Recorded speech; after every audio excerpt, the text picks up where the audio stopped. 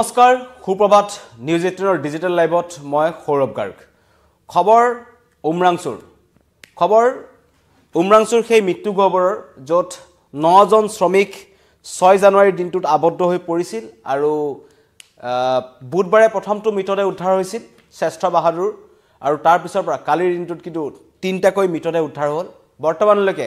4টা মৃতদেহ উদ্ধাৰ হৈছে আৰু পঞ্চমটো মৃতদেহৰ সন্ধান লাভ কৰা হৈছে এই মুহূৰ্তৰ ডাঙৰ খবৰ যে পঞ্চমটো মৃতদেহৰ সন্ধান লাভ কৰা হৈছে দেখিছে মৃতদেহটো উদ্ধাৰ অভিযানকাৰী দলে কিন্তু বৰ্তমানলৈকে উঠাই আনিব পৰা হোৱা নাই তাৰে যুঁজা চলাই থকা হৈছে খবৰ জনাইছো প্ৰতিটো মুহূৰ্তৰ খবৰ উমৰাংচুৰ এই উদ্ধাৰ অভিযানৰ আমি আপোনালোকক জনাই আহিছো কালিও মই আপোনালোকৰ লগত লাইভত আছিলো আমাৰ স্থানীয় সংবাদদাতা আছে তাতে তেওঁলোকেও জনাই আছে আৰু আমাৰ গুৱাহাটীৰ পৰা যোৱা সংবাদদাতাৰ উঠাত প্ৰতিটো মুহূৰ্তৰ খবৰ আপোনালোকক আহিছে এটা অতি দুখ লগা কথা এটা অতি ভয় লগা কথা এটা অতি শিহৰণকাৰী ঘটনা ঘটি গ'ল বছৰৰ আৰম্ভণিতেই বছৰটোৰ আৰম্ভণিতে যেন কৰবাত নহয় কৰবাত সুখকৰ নহল আমাৰ বাবে কাৰণ এই 9 জন শ্ৰমিক এটা কালি ৰাতি মুখ্যমন্ত্ৰীয়ে যেটো ফেসবুক লাইভ দিলে এই ফেসবুক লাইভত মুখ্যমন্ত্ৰীয়ে কৈছে যে এক প্ৰকাৰ 9 জন শ্ৰমিকৰে মৃত্যু হৈছে বুলি আশংকা কৰা হৈছে যেটো পূৰ্বেই পৰিয়ালৰ লোকে কৈছিল যে কোনো কাৰণত শ্ৰমিকজন তাৰ ভিতৰত জিয়াই থকা নাই তেওঁলোকৰ মৃত্যু হৈছে কাৰণ হেতু সকলোৱে বুজি পাইছে যে এনেকুৱা এটা পৰিস্থিতিত মানুহ কেনেকৈ জিয়াই থাকিব পাৰিব 300 ফুট যত পানী আছে এটা লুংলুঙিয়া এটা গাত আছে যত তেওঁলোক সোমাই গৈছিল ৰেথন মাইনিং কৰি পেলাই কয়লা খনিত অবৈধ কয়লা খনি বুলি কোৱা হৈছে তাত যেতিয়া পানী সোমাই গৈছে লিক হৈ পেলাই আৰু 7টা দিন আজি অভিযানৰ সপ্তমটো দিন এই সপ্তমটো দিনত যে 7টা দিন পাৰ হোৱাৰ পিছত যি 4 জনৰ মৃতদেহ উদ্ধাৰ হ'ল মানে 5 জনৰ মৃতদেহ উদ্ধাৰ হৈছে এজনৰ মৃতদেহ প্ৰত্যক্ষ কৰিছে 4 জনৰ মৃতদেহ উঠাই অনা হ'ল 4 জনৰ মৃতদেহটো যদি ক'বলৈ যাওঁ প্ৰথম দিনাখন বুধবাৰে উদ্ধাৰ হৈছিল আমাৰ নেপালৰ গংগাৰাম শ্ৰেষ্ঠৰ মৃতদেহ উদ্ধাৰ হৈছিল আৰু শনিবাৰ দিনটোত মানে কালিৰ দিনটোত লিজেন মগৰ উমৰাংচুৰে হয় 27 বছৰীয়া যুৱক আছিল শোণিতপুৰৰ খয়ত গুৱাৰী যিজনে কিছুদিন পূৰ্বে তালৈ কাম কৰিবলৈ গৈছিল কুকুৰাঝাৰৰ খুচি মোহন ৰায় মৃতদেহ উদ্ধাৰ হ'ল এই 4 জনক চিনাক্ত কৰা হৈছে পঞ্চমজন উপঙি আছে পঞ্চমজনৰ মৃতদেহ অতি দুখ লগা অতি এটা হৃদয় বিদাৰক দৃশ্য তিলকৈ এটা কয়লা খনিত উখা নাপায় কেনেকুৱা ধৰণৰ এটা মৃত্যু তেওঁলোকে পাইছে হেতু ভাবিলে দুখ লগা কিন্তু এইজনৰ মৃতদেহ এতিয়া উপঙি আছে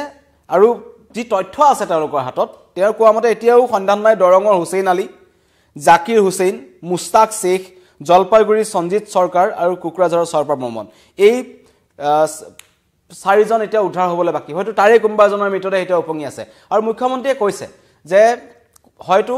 9 জন শ্ৰমিকৰে সেই অভিশপ্ত গহ্বৰটোত অভিশপ্ত কয়লাখনটোত সেই খাতটোত তেওঁলোকৰ মৃত্যু হৈছে উদ্ধাৰ অভিযান আমাৰ তাত চলি আছে যেটো আমাৰ সাংবাদিক তাত উপস্থিত আছিল তেওঁ প্ৰতিটো মুহূৰ্তৰ খবৰ আমাক জনাই আছে সেইখিনি আমি কিছু দৃশ্যাংশ আপোনালোকলৈ লৈ আনিছো এনেদৰে এটা উদ্ধাৰ অভিযান চলি আছে কালি আমি আপোনালোকক দেখুৱাইছিলো যে যিসকল সেনা বাহিনী আছে যেনেকুৱা ধৰণৰ অত্যাধুনিক প্ৰযুক্তিৰ বস্তু তালৈ অনা হৈছে কোনো ধৰণৰ কটি ৰখা নাই কিন্তু যেটো স্থানত এই ঘটনা সংঘটিত হ'ল এনেদৰে নিজৰ আৰু এটা অতি মানে যেটো উদ্ধাৰ অভিযানকাৰী দলৰ বাবে যেটো আটাইতকৈ অসুবিধা হৈছে সেই অঞ্চলটোৰ পৰা অত্যন্ত বেয়া দুৰ্গন্ধ আহিছে সমগ্ৰ কালাপানী অঞ্চলটোত এটা দুৰ্গন্ধই সানি ধৰিছে কাৰণ মৃতদেহ যেহেতু তাত উবলি গৈছে ভিতৰত যেটো এটা অবৰ্ণনীয় পৰিস্থিতি সৃষ্টি হৈছে আৰু সেই তাতে নামি এই এনেদৰে মৃতদেহ উদ্ধাৰ কৰি অনা হৈছিল কালি আমি দেখুৱাইছো আৰু সেই পৰিস্থিতিত দেউচি এনেকুৱা ধৰণৰ যন্ত্ৰপাতি তালৈ আনি ভাৰতীয় সেনা বাহিনীয়ে যথেষ্টখিনি সহায় কৰিছে ডিজিপি হৰমিত সিং তাত উপস্থিত আছে তেওঁলোকৰ তত্ত্বাৱধানত এই ধৰণে উদ্ধাৰ অভিযান চলি আছে কিন্তু এই ঘটনাই পুনৰবাৰ প্ৰমাণ কৰিলে যে ৰাজ্যৰ যি চলি আছিল যি আমাৰ অবৈধ কয়লা খনন যেটোক লৈ পেলাই বহু পূৰ্বৰে পৰা কিন্তু যথেষ্ট সংখ্যক লোকৰ মতানৈক্য আছে যে কেনেকুৱা ধৰণৰ চৰকাৰৰ বা প্ৰশাসনৰ জনাকৈ কেনেকুৱা ধৰণৰ এই ধৰণৰ অভিযান চলি আছে বা তাত তেনেকুৱা ধৰণৰ উদ্ধাৰ অভিযান চলি থাকিব পাৰে কাৰণ ইতিমধ্যে কৈছো পঞ্চমটো মৃতদেহ উপঙি থকা দেখা পোৱা গৈছে আৰু আমালৈ বহু সংখ্যক লোকে কমেন্ট কৰিছে ৰুবুল গগৈয়ে কমেন্ট কৰিছে প্ৰথমতে ৰুবুল গগৈৰ কমেন্টটো ল'ব বিচাৰিছো ৰুবুল গগৈ কৈছে যে তাত চলি থকা খনিটো কাৰ নিৰ্দেশত চলি আছিল বা কোনে চলি আছিল তাৰ তদন্ত কেতিয়া হ'ব ৰুবুল গগৈৰ প্ৰশ্ন কৰিছে যেটো পঞ্চমটো মৃতদেহ উদ্ধাৰ হৈছে বুলি মই জনাইছো ৰুবুল গগৈৰ পিছত সঞ্জিত নাথে কমেন্ট কৰিছে সকলো কয়লা খনন বন্ধ হ'ব লাগে নিশ্চয় সকলো কয়লা খনন বন্ধ হ'ব লাগে বন্ধ হলেহে এনেকুৱা ধৰণৰ ঘটনাৰ পৰা কিন্তু হাত খাইব পৰা যাব কাৰণ এই ঘটনাই পুনৰবাৰ প্ৰমাণ কৰিছে যে কিমান ভয়ংকৰ হয় এই ৰেড হোল মাইনিংটো কাৰণ এতিয়া উদ্ধাৰ অভিযান এই যি উমৰাংচু ট্ৰেজেডিক লৈ মুখ্যমন্ত্ৰীয়ে কালি এটা বাইট দিছিল তেওঁলোকে কৈছে যে কয়লা খনিটোত অবৈধভাৱে কাম কৰা সকলৰ বিৰুদ্ধে কঠোৰ ব্যৱস্থা গ্ৰহণ কৰা হ'ব ইতিমধ্যে পুলিচ নুনিছা আৰু হানান লস্কৰ নামৰ দুজনক গ্ৰেপ্তাৰ কৰিছে কিন্তু এই দুজন ব্যক্তিয়ে সঁচাকৈ এই গোটেই কয়লা খনিটোৰ দায়িত্ব লৈ আছিল নে সেইটো আটাইতকৈ ডাঙৰ কথা ইয়াৰ ওপৰত তাত তেওঁলোকতকৈ ডাঙৰ কোনবা বৰমুৰি আছে নেকি তাতকৈ ডাঙৰ কোনবা লোক আছে নেকি যি এনেকুৱা ধৰণৰ ঘটনা সংঘটিত কৰিছে বা ডিমা হাছাওৰ অন্য স্থানতো এতিয়া আমি দেখিছো যে কেৱল এই যেটো কালাপানী অঞ্চলৰ যেটো খনি আছিল তাত এই উদ্ধাৰ অভিযান চলিছে কিন্তু এই কালাপানী অঞ্চলটোৰ ওচৰে পাজৰে কাৰণ উমৰাংচুখন হৈছে প্ৰাকৃতিক সম্পদৰে ভৰপুৰ এখন স্থান হয় য'ত কিন্তু কয়লা খননৰ বাবে আগৰ পৰাই জনা যায় তাত অন্য স্থানতো এনেকুৱা ধৰণৰ অবৈধ কয়লা খনন চলি আছে নেকি কাৰণ মুখ্যমন্ত্ৰীয়ে পৰখিদিনাখন এটা কথা কৈছিল যে এই খনিটো অবৈধ খনি নহয় এইটো কিন্তু অসমৰ খনিজাত নিগমৰ ভিতৰত থকা এটা খনি আছিল 12 বছৰ পূৰ্বে খনিটো বন্ধ কৰি দিয়া হৈছিল বন্ধ খনিটোত কোনে বা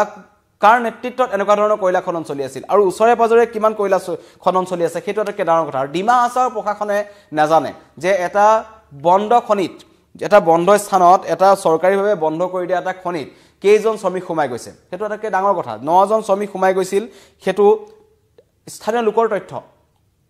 তাৰে 5 জনৰ মৃতদেহ আমি পাইছো 4 জনৰ চিনাক্ত হৈছে 5ম জনৰ মৃতদেহ উপঙি আছে 4 জনৰ মৃতদেহ এতিয়াও উদ্ধাৰ হ'বলৈ বাকি মুখ্যমন্ত্ৰীয়ে কালি ফেসবুক বাইটত ক'লে লাইভত ক'লে যে 9 জন লোকৰেই মৃত্যু হোৱাৰ সম্ভাৱনা প্ৰকট তেওঁলোক জীয়াই থকা নাই বুলি এক প্ৰকাৰ নিশ্চিত কৰিছে আৰু কয়লা খনিত অনৈতিকভাৱে কাম কৰা সকলক শাস্তি দিয়া হ'ব চিনাক্ত কেনেকৈ কৰিব আটাইতকৈ ডাঙৰ কথা যে চিনাক্ত কোনে কৰিব চিনাক্ত কৰিবলৈ হলে সেইসকলক চৰকাৰে কেনেকুৱা ধৰণৰ ব্যৱস্থা গ্ৰহণ কৰিব আৰু আটাইতকৈ মুখ্যমন্ত্ৰী এটা কথা ঘোষণা কৰিলে যে মৃত শ্ৰমিকৰ নিকট আত্মীয়ক উচিত ক্ষতিপূৰণ দিয়া হ'ব বুলি তেওঁলোকে কৈছে কিন্তু ক্ষতিপূৰণে জানো সকলো সমস্যাৰ সমাধান হয় এজন ব্যক্তি যেতিয়া নাইকিয়া হৈ যায় পৃথিৱীৰ পৰা সেই পৰিয়ালটোৱে কেৱল ক্ষতিপূৰণ লৈ জানো গোটেই জীৱনটো জীয়াই থাকিব পাৰিব কাৰণ এনেকুৱা ধৰণৰ শ্ৰমিকৰ লগত আগৰে পৰা জীৱনৰ লগত হেতালি খেলি থকা হৈছে যাৰ বাবে এনেকুৱাবোৰ ঘটনা বন্ধ হ'ব লাগে বুলি সকলোৱে কমেন্ট কৰিছে আৰু এটা কমেন্ট আমাৰ ওচৰলৈ আহিছে সুকুৰাজন দাসে কৈছে ভগৱানে তেওঁলোকৰ বিদেশী আত্মাৰ চিৰশান্তি দিয়ক কামনা কৰিছো ৰাধে ৰাধে নিশ্চয় যিজনৰ মৃত্যু হৈছে তেওঁৰ কাৰণে দিছে মাহাদি আলমে লিখিছে অবৈধ কয়লা খনন বন্ধ হ'ব লাগে অবৈধ কয়লা খনন বন্ধ হ'ব লাগে বুলি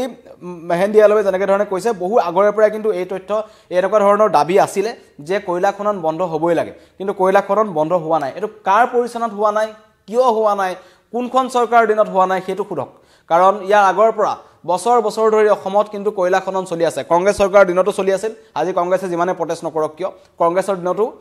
অবৈধ কয়লা খনন চলি আছিল বিজেপিৰ দিনতো চলি আছে সেইটো এই ঘটনাই প্ৰমাণ কৰিলে গতিকে চৰকাৰ আহে যায় কিন্তু মৰে সাধাৰণ ৰাইজ শ্ৰমিক মৰিছে 9 জনকৈ শ্ৰমিক মৰিছে নেপালৰ পৰা আহি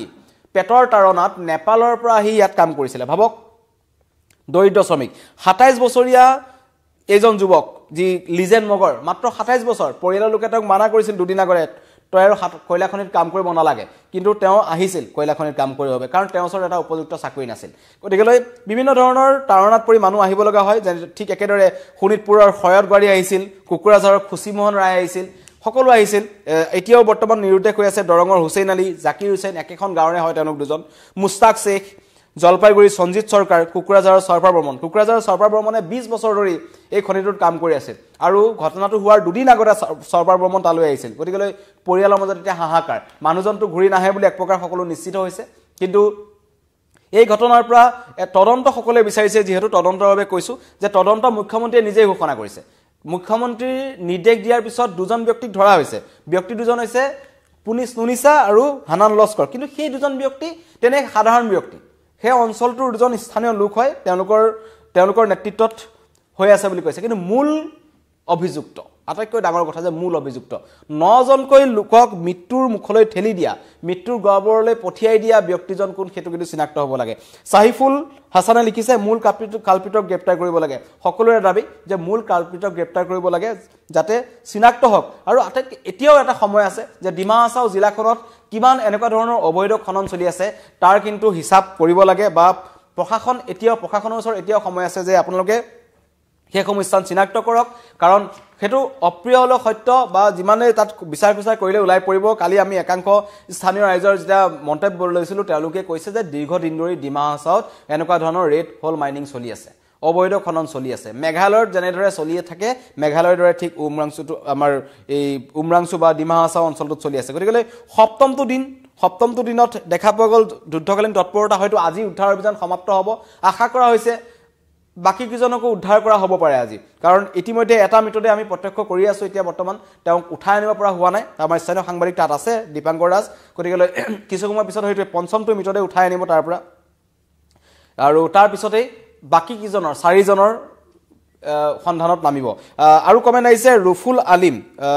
ৰুফুল আমিনে কৈছে মুখ্যমন্ত্ৰী অবৈধ কয়লা খননৰ বিষয়টো নজনা কথাটো লাখ টকীয়া প্ৰশ্ন অবৈধ কয়লা সিন্ডিকেটৰ নায়কক গ্ৰেপ্তাৰ কেতিয়া কৰিব দেবলাল গাৰ্লুছা আৰু তেওঁৰ পত্নী কেতিয়াও গ্ৰেপ্তাৰ কিয় হোৱা নাই নিশ্চয় দেবলাল গাৰ্লুছা আৰু তেওঁৰ পত্নী কণিকা হুজাৰীৰ নেতৃত্বত অবৈধ কয়লা খননৰ অভিযোগ এটা আছিল আৰু তাক লৈ কিন্তু উমৰাংচু থানাত এজাহাৰ দাখিল হৈছে আৰু তাৰ পিছতে কিন্তু উমৰাংচু আৰক্ষীয়ে কোনো একো নকৰাৰ অভিযোগ উত্থাপন কৰিছে স্থানীয় ৰাইজে কিন্তু মুখ্যমন্ত্ৰীয়ে পৰখি এটা ঘটনা ফেসবুক কেবিনেট বৈঠকৰ পিছত তেওঁ এটা মন্তব্য কৰিছিল তেওঁ কৈছিল হয় সেই খনিটোত দেবলাল গাৰ্লুছা জড়িত থকাৰ কথা তদন্তত অহা নাই বুলি তেওঁ কৈছে আৰু কৈছে যে সেই খনিটো আমাৰ অসমৰে খনিজাত নিগমৰ অধীনত আছিল খনিটো বন্ধ হৈ আছে হেতু অবৈধ খনি আছিল আৰু এই শ্ৰমিকসকলক তালৈ একাংশ ঠিকাদাৰ বা যিসকল আমি কম যে মহৰীৰ নিচিনা মানুহ থাকে তেওঁলোকে অবৈধভাৱে প্ৰেৰণ কৰিছিল গতিকে তাত কোনো চৰকাৰী নীতি নিৰ্দেশনা মতে সেই খননটো হোৱা নাছিল বুলি মুখ্যমন্ত্ৰীয়ে ক'ব বিচাৰিছিল গতিকে এই প্ৰশ্ন আহিব এতিয়া এজাহাৰ যেহেতু দিছে উমৰাংচু থানাত গতিকে উমৰাংচু থানাই এই সমগ্ৰ ঘটনাৰ তদন্ত কৰিব দেবলাল গাৰ্লুছা আৰু তেওঁৰ পত্নীৰ বিৰুদ্ধে আমিনুল হক হাফলং কা সিএম জাৰি তো এসা তো হাফলঙৰ সিএমৰ কথা কৈছে সাহিৰুল ইছলামে লিখিছে আগত কি হৈছিল হল এতিয়া অবৈধ কয়লা খনন বন্ধ হ'ব লাগে চৰকাৰী বিচাৰিলে সকলোবোৰ সম্ভৱ নিশ্চয় চৰকাৰী বিচাৰিলে সকলোবোৰ সম্ভৱ কৰবাত নহয় কৰবাত কিন্তু চৰকাৰী গৃহ এইবোৰ বস্তু নিবিচাৰে যাৰ বাবে এই কথাটো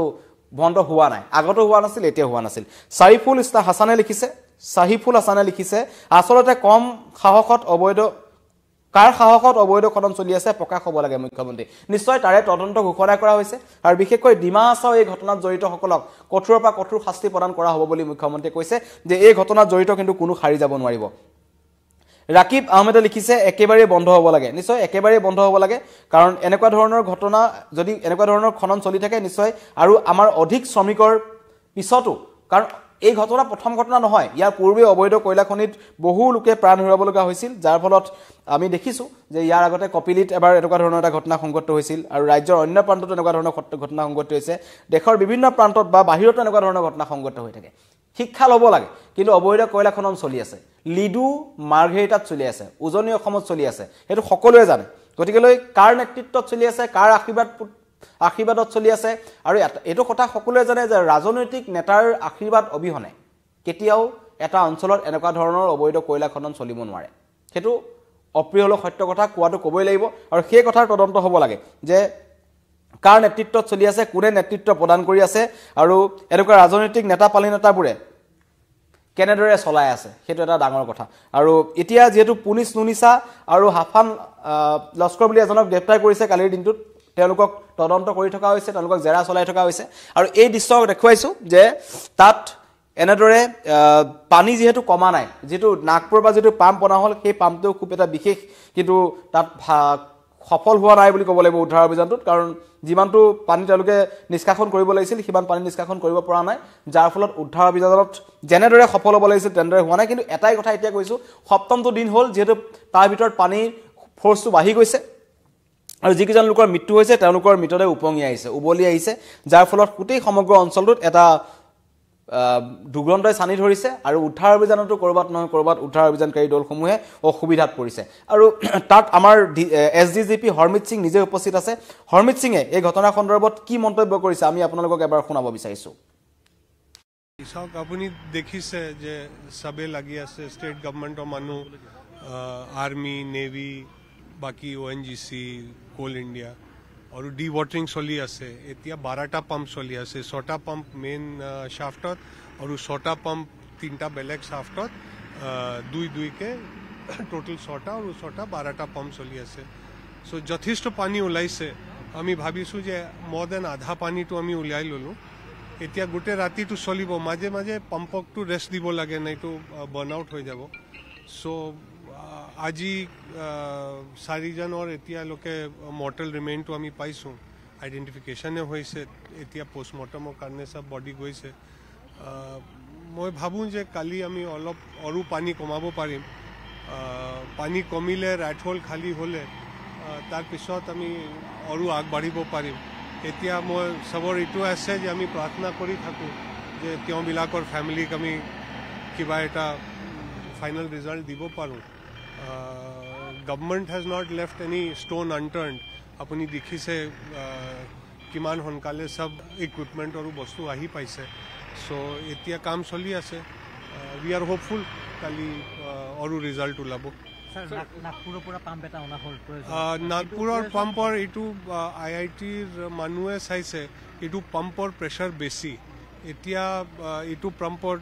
IITৰ পৰা যেতিয়া আমি পাই যাম এটা ৰিজাল্ট যে কিমান এইটো টানিব লাগে কি কৰিব লাগে তাৰপিছত ইউজ কৰিম তেতিয়ালৈকে আমাৰ যিটো অলৰেডি চলি আছে এইটো যথেষ্ট পানী কমাইছে বিকজ 6টা পাম্প আছে so' let us look at that যিটো আমি কমাই আছোঁ এতিয়া মোৰ then 1 lakh 2 lakh plus litre per hour আমি ওলাই আছোঁ চ' হোপফুলি বাই টুমৰ' মৰ্ণিং আমাক আৰু পানী কমিব লাগে এতিয়ালৈকে যিটো ক্যালকুলেশন আছে মোর দেন 15 মিটার টু পানি কমিছে মোর দেন আধা পানি কমিছে সো আৰু একদিন হলে আমার বহুত চেঞ্জ হৈ যাব এতিয়া আমি আপনি চাই ড্রেনে ইউজ করি ড্রোন ইউজ করি আসু ড্রোন ইউজ করি আমি সব ওয়েল টু চালু ড্রোন ইউজ করিয়ে এটা বডি পালো এতিয়া আকো ড্রোন পঠাই আসু সো চলি আছে মাননীয় মুখ্যমন্ত্রী স্যারে মিনিট টু মিনিট আমার প্রোগ্রেসটো লৈ আছে আৰু আমাক ইয়াত স্পটত যিমান ইকুইপমেন্ট আৰু সহায় লাগে এটো আমি পাই আছো let us hope for the best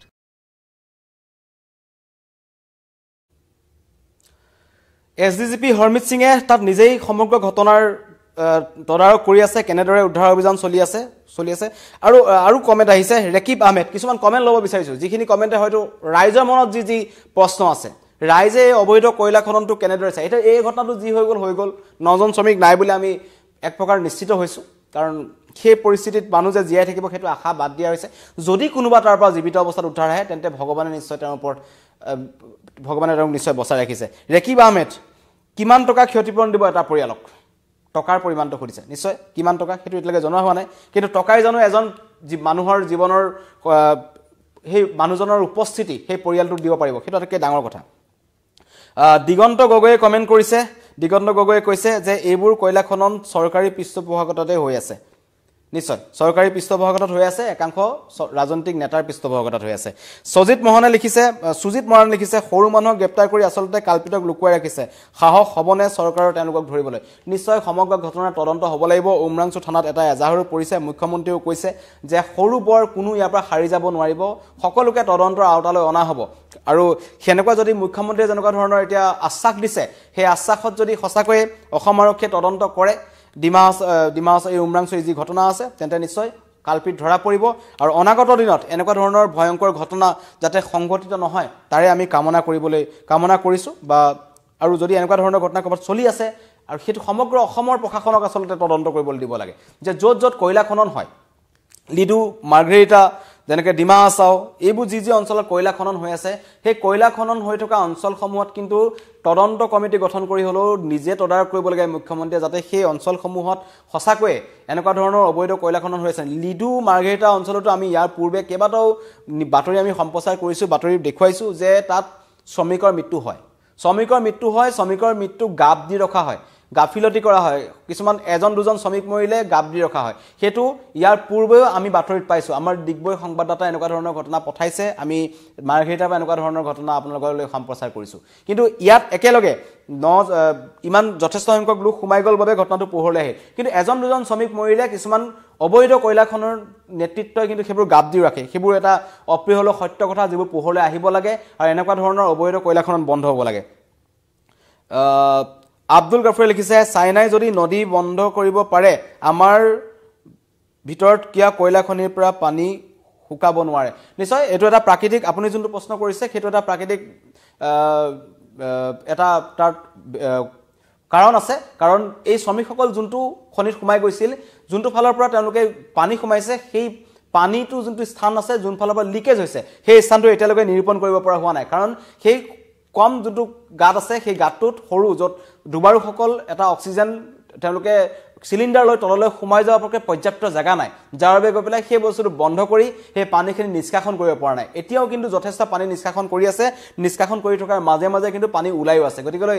আপুনি নদীৰ পানী ৰুট কৰি ৰাখিব নোৱাৰে গতিকে হয়তো তেনেকুৱা ধৰণৰ কিছু টেকনিক্যাল এৰৰ আছে যাৰ বাবে এটো কাম হোৱা নাই গতিকে উদ্ধাৰ অভিযান ক্ষিপ্ৰতৰ কৰা হৈছে আৰু আশা কৰা হৈছে আজিৰ দিনটোৰ ভিতৰতে উদ্ধাৰ অভিযান অন্ত পৰক আৰু অন্ত পৰিলে এই শ্ৰমিকসকলক যিকেইজন আছিলে ইতিমধ্যে মুখ্যমন্ত্ৰীয়ে কালি কৈছে যে 9 জন শ্ৰমিকৰ মৃত্যু হোৱাৰ সম্ভাৱনা প্ৰকট হৈ পৰিছে তেওঁলোকৰ পৰিয়াললৈ ক্ষতিপূৰণ দিয়া হ'ব আৰু যিসকল এই ঘটনাৰ লগত জড়িত তেওঁলোকক কঠোৰৰ পৰা কঠোৰ শাস্তি প্ৰদান কৰা হ'ব বুলি তেওঁলোকে জনাইছে গতিকে আশা কৰিম সমগ্ৰ ঘটনাৰ তদন্ত হওক আৰু ৰাইজে যেনেদৰে বিচাৰিছে আপোনালোকে যেনেকৈ মোলৈ কমেন্ট কৰিলে যে কঠোৰ শাস্তি প্ৰদান কৰিব লাগে ৰৌ বৰালি ধৰা পৰিব লাগে ঘটনাত জড়িত সকলো ধৰা পৰক সমগ্ৰ ঘটনাৰ তদন্ত হওক আৰু আজি সপ্তমটো দিন আমাৰ স্থানীয় সাংবাদিক প্ৰণৱ শৰ্মা তাত আছে আৰু আমাৰ ইয়াৰ পৰা যোৱা সাংবাদিক গুৱাহাটীৰ পৰা যোৱা দীপাংকৰ দাস তাত আছে এনেকুৱা ধৰণৰ ক্ষিপ্ৰগতিত তদন্ত চলিছে 1 মিনিট ৰুৱা নাই আমাৰ সেনা জোৱান আৰু এছডিএফৰ বাহিনীসকল কোল ইণ্ডিয়াৰ যিসকল শীৰ্ষ বিষয়া আহিছে সকলোৱে নেৰা নেপেৰা প্ৰচেষ্টা চলাই আছে তেখেতলোকক জীৱিতভাৱে উদ্ধাৰ কৰিবলৈ কিন্তু দুখৰ কথা 4 জনক মৃত অৱস্থাত উদ্ধাৰ হ'ল 5ম জনৰ মৃতদেহ উপঙি আছে যিসকল আমাৰ লগত নতুনকৈ লাইভত জড়িত হৈছে তেওঁলোকক জনাইছো